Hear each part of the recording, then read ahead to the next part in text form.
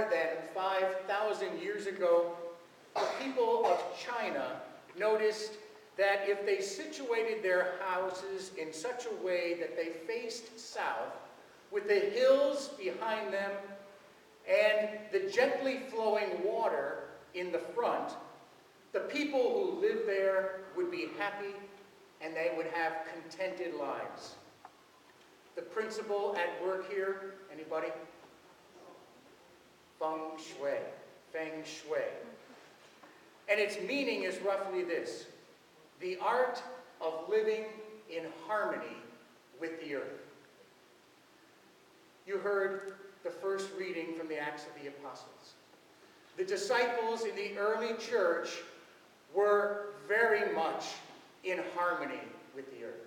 They were in harmony with God, living together, holding everything in common.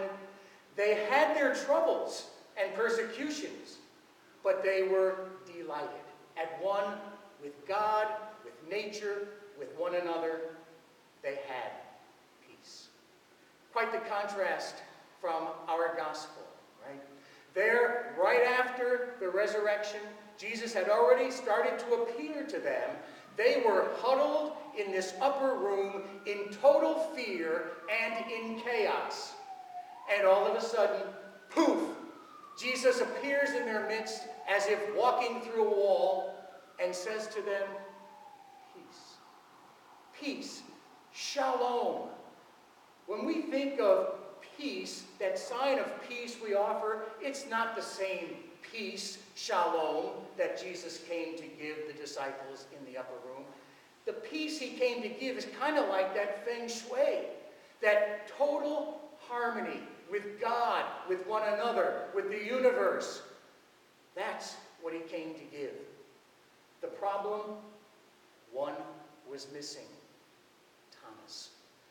Jesus came to give them peace when he could have said, "You yellow-bellied cowards, you deserted me, you denied me."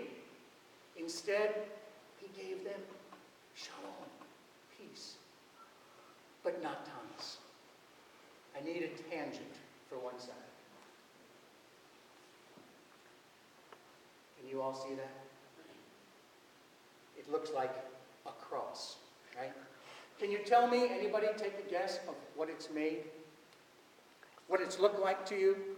Crystal. Crystal. I would have said glass, I'm that simple person. But yeah, it might be crystal, but I wouldn't know until I found something on the bottom that tells me it's crystal. And here I can read it in this board light. It says Lenox. Lennox. So we know it's crystal. There's a number 12 next to it and a little cross underneath the word Lennox. Do you know what? Anybody know what that's called? It's called a hallmark. A hallmark. And a hallmark established on precious silver items by King Edward of England in the year 1300 because he wanted people to be assured that when they had bought silver, that it was the genuine, real McCoy. Okay? So first of all, a hallmark was there to say it is genuine. And on a piece of silver would have a number to say what hall that particular crafter, his guild, was in, if you remember your history. Okay, so a hallmark on a piece of crystal tells us this is the real McCoy, right? It is a Lennox crystal cross. Right.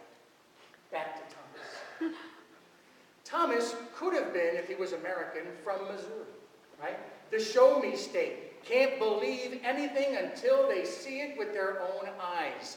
Thomas needed to see, and Jesus provided him that opportunity, that hallmark, to put his hands in his hands and his hand in his side to say, wow, this now is the real McCoy. This is Jesus risen from the dead because I feel his marks. We are believers, aren't we?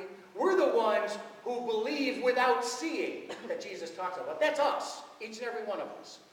But there are people out there who may not be so filled with faith.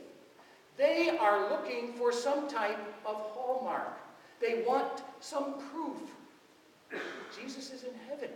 He's resurrected. He's ascended. He's gone. Who are the hallmarks here on this earth for people who may not believe? You and me. We are the hallmarks. We are the ones who follow in the footsteps of Jesus Christ. We're the ones who believe in the gospel and try to put that gospel into living each and every day.